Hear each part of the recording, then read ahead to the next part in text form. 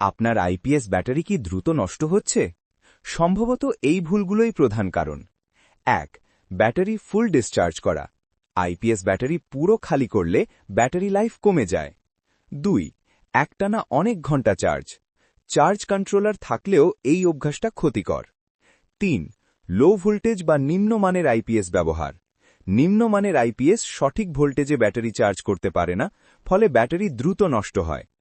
4. গরম জায়গায় চার্জ দেওয়া।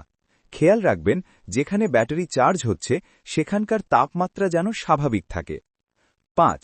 লোডে রেখে চার্জ দেওয়া। ব্যাটারি চার্জিংয়ের সময় অতিরিক্ত ফ্যান, লাইট বন্ধ করুন। 6. ব্যাটারির পানি চেক না করা। 6 মাস পরপর ব্যাটারির চেক করুন আর প্রয়োজনীয় ব্যাটারি পানি ব্যবহার করুন। সাধারণত 20% থেকে 80% চার্জ দিলে ব্যাটারি ভালো থাকে। সুতরাং ভালো মানের আইপিএস ব্যবহার করুন, তাহলে ব্যাটারি দীর্ঘদিন চলবে।